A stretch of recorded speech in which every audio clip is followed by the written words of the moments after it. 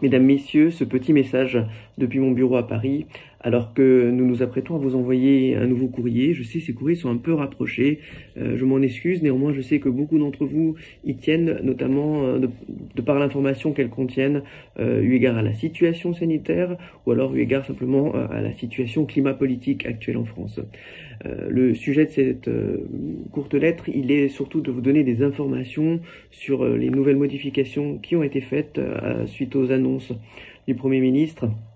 Je dois m'en faire le relais puisque simplement il y avait des incompréhensions sur le fait que le Premier ministre annonce des nouvelles mesures dont les tests obligatoires, les quarantaines obligatoires pour celles et ceux d'entre vous qui viendraient en France et qui ne feraient pas partie de l'Union européenne.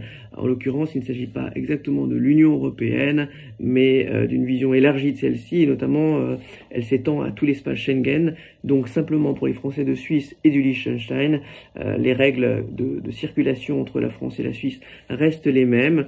Je vous invite néanmoins à supprimer les voyages superflus, à ne pas faire des voyages de convenance, mais je sais que vous êtes tous consciencieux. Et je profite également de ce courrier pour rappeler à toutes et tous qu'il existe des mécanismes d'aide qui ont été débloqués par l'exécutif français l'an dernier. Ils sont prolongés, ils sont toujours valables. C'est un sujet un peu délicat qui peut être honteux pour ceux qui n'auraient jamais songé à le solliciter mais se retrouveraient en difficulté. Aussi, je vous invite à vous mettre en relation avec vos consulats. Si vous traversez une difficulté telle que vous avez besoin d'une aide sociale, que cet appel à l'aide je dirais, doit être fait. On a tous notre orgueil, mais je pense qu'il y a des situations qui nécessitent d'avoir recours à certaines choses que simplement d'habitude on préférait ignorer. En Suisse, la plupart des Français qui y vivent sont, je dirais, dans des circonstances professionnels qui sont corrects, mais néanmoins je sais qu'il y a des licenciements, je sais qu'il y a des gens qui sont inquiets pour leur futur immédiat, leur futur à moyen terme. Beaucoup d'entre vous se sont adressés à moi, on a essayé d'aider tous ceux qu'on pouvait. Néanmoins, je me dois de vous dire que ces mécanismes existent, donc n'hésitez pas, allez-y sans honte. Peut-être adressez-vous à moi dans un premier temps si vous en ressentez le besoin. On gardera bien sûr la confidentialité sur tous vos déboires, sur vos soucis, et on essaiera de vous aider au mieux. Et en tout cas, de vous orienter dans tous les cas et d'être à votre écoute. Enfin, je souhaitais dire à tous que nous allons profiter à nouveau de ce moment pour tous les passionnés politiques, on puisse avoir quand même des échanges continus.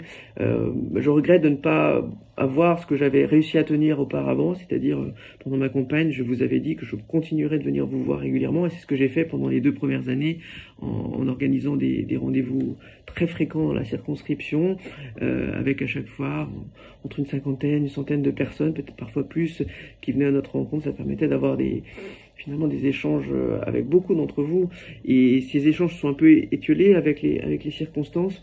Et donc, par canton, je pense qu'on va faire comme ça, parce que sinon ça va être peut-être difficile de gérer les audiences, mais nous allons essayer de faire des rendez-vous politiques avec vous.